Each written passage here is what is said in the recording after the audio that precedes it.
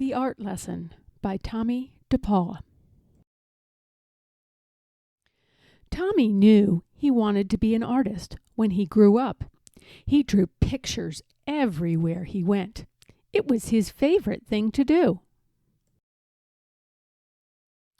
His friends had favorite things to do, too. Jack collected all kinds of turtles. Herbie made huge cities in his sandbox. Jeanie, Tommy's best friend, could do cartwheels and stand on her head. But Tommy drew and drew and drew. His twin cousins, who were already grown up, were in art school learning to be real artists.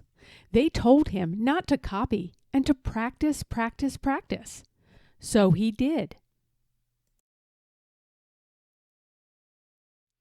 Tommy put his pictures on the walls of his half of the bedroom. His mom put them up all around the house. His dad took them to the barber shop where he worked. Tom and Nana, Tommy's Irish grandfather and grandmother, had his pictures in their grocery store. Nana Fall River, his Italian grandmother, put one in a special frame on the table next to the photograph of Aunt Chloe in her wedding dress. Once, Tommy took a flashlight and a pencil under the covers and drew pictures on his sheets. But when his mom changed the sheets on Monday and found them, she said, "No more drawing on the sheets, Tommy." His mom and dad were having a new house built, so Tommy drew pictures of what it would look like when it was finished. When the walls were up, one of the carpenters gave Tommy a piece of bright blue chalk. Tommy took the chalk and drew beautiful pictures all over the unfinished walls. But when the painters came, his dad said, "That's it, Tommy. No more drawing on the walls." Tommy couldn't wait to go to kindergarten. His brother, Joe, told him there was a real art teacher who came to the school to give art lessons. "When do we have our art lessons?" Tommy asked the kindergarten teacher. It wasn't much fun. The paint was awful and the paper got all wrinkly. Miss Bird made the paint by pouring different colored powders into different jars and mixing them with water. The paint didn't stick to the paper very well, and it cracked. If it was windy when Tommy carried his picture home, the paint blew right off the paper. "At least you get more than one piece of paper in kindergarten," his brother Joe said. "When the art teacher comes, you only get one piece." Tommy knew that the art teacher came to the school every other Wednesday. He could tell she was an artist because she wore a blue smock over her dress, and she always carried a big box of thick colored chalks. Once, Tommy and Jeanie looked at the drawings that were hung up in the hallway. They were done by the first graders. "Your pictures are much better," Jeanie told Tommy. "Next year, when we have real art lessons, you'll be the best one." Tommy could hardly wait. He practiced all summer. Then, on his birthday, which was right after school began, his mom and dad gave him a box of 64 Crayola crayons. Regular boxes of crayons had red, orange, yellow, green, blue, violet, brown, and black.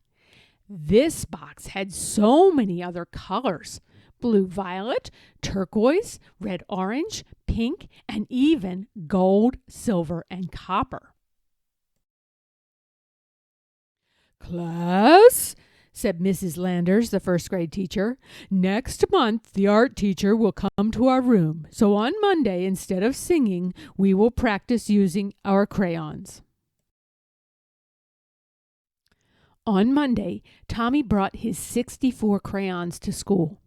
Miss Landers was not pleased.